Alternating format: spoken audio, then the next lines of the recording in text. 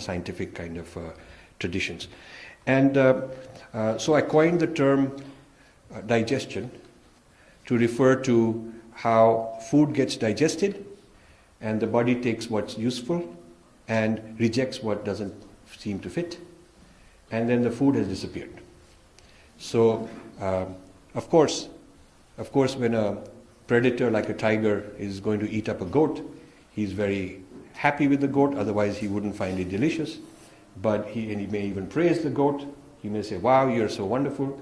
But the idea is ultimately he wants to take in whatever is useful and make it his own. So the goat DNA gets disassembled, broken down into smaller and smaller parts. And these small parts are then reassembled into the tiger's DNA. And it all goes into the tiger's body as tiger DNA. And there is no more goat left.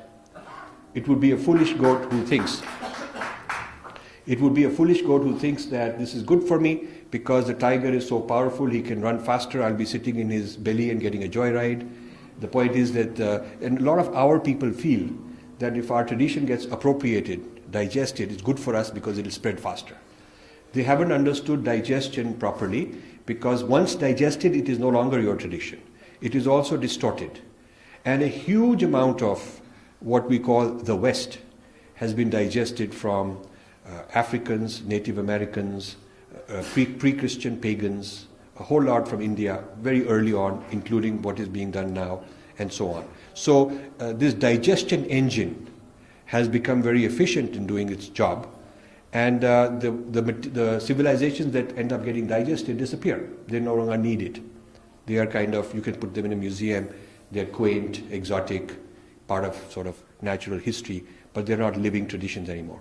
So since I want ours to be a living tradition, it's important for me to kind of problematize this, bring this out, make people concerned about it. So there's a large amount of contributions that India has made to the world, and I'm writing constantly a whole lot of books on this.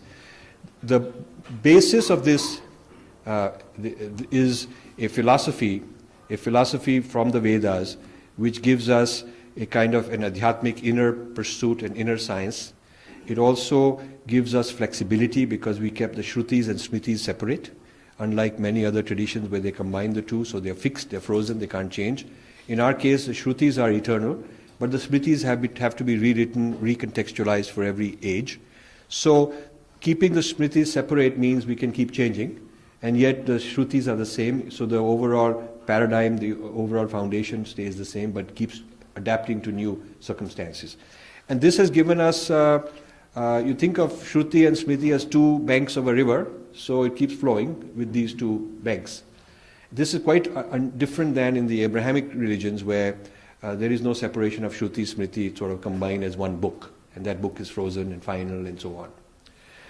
If you look at the contributions these inner sciences have made in fields like creativity, in fields like just general creativity, art, mathematics, physical sciences, it's just volumes and volumes.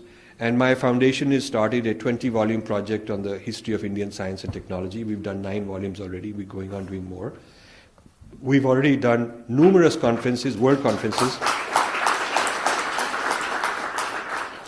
We've already done numerous world conferences on Indian contributions to science, to psychology, cognitive science, neuroscience. We've probably published 5 or 6 or 7 big conference proceedings, lots of them, and many more are on their way. So obviously this is a tradition that has played an important role in the world, and rather than digesting it and throwing it into a museum, it needs to survive and thrive and continue, prospering and even spreading. So I'm extremely happy when I meet groups like this, because all of you are doing what I think is the right thing, right passion. And I'm extremely happy at what Sri Ravi Shankarji is doing, because he's a foremost leader trying to making sure it gets revived. Yeah?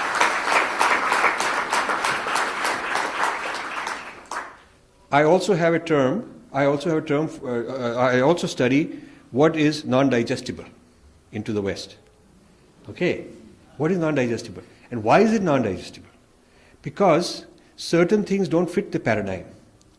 So it would kind of give them indigestion. It would violate. Since I talked about Sri Sri Ravi Shankar, guru, great guru, the idea of a guru is non-digestible.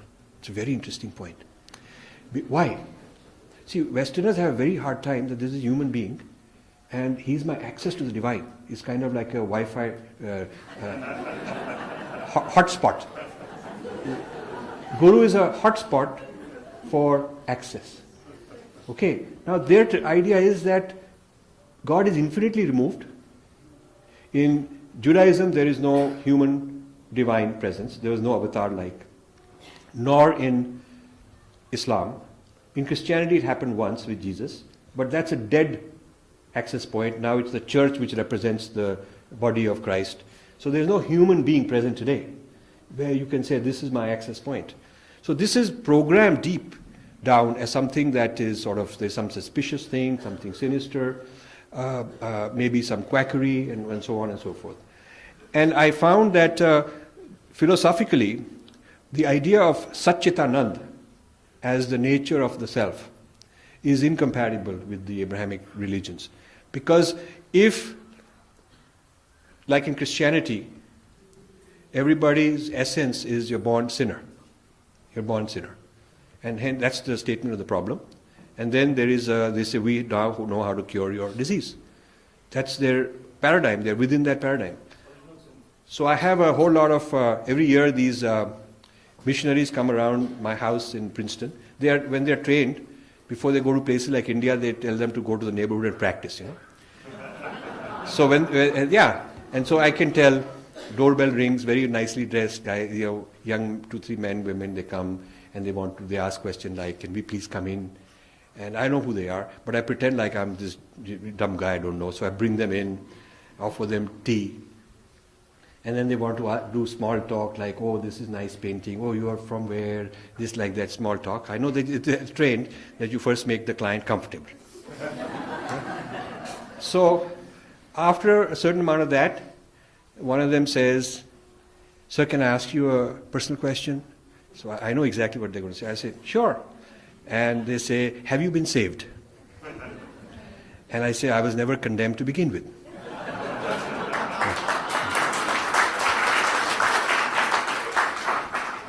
And then I pretend like I don't know what this is, saved from what, like that. Some of them ask, sir, have you heard the good news? So I say, did the stock market go up? Or what is this? Good news? What good news? Oh, we have then they tell me Jesus has come to save and so on. So I kind of pretend like I, don't know what they're talking about because I can't even relate to it. And then I start, they tell me this Christianity, this original sin and, everybody's born sinner and so on. Then I decide that, okay, I got to turn it around a little bit. So then I ask them, have you heard the Hindu good news? And they say, oh, Hindu good news. See, this is not what they've been trained in their catalog, in their course. They've been taught what the guy will say and what to answer, but they haven't expected anybody to say like this. So they are dumbfounded. Say, Hindu good news. What is that? So I say, Hindu good news is that there is no original sin. We are all originally divine.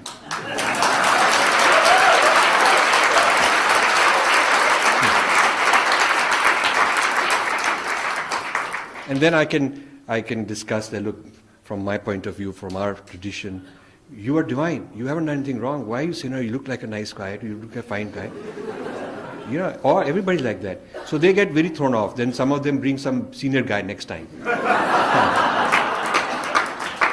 So I have a lot of fun with this, I have a lot of fun. So the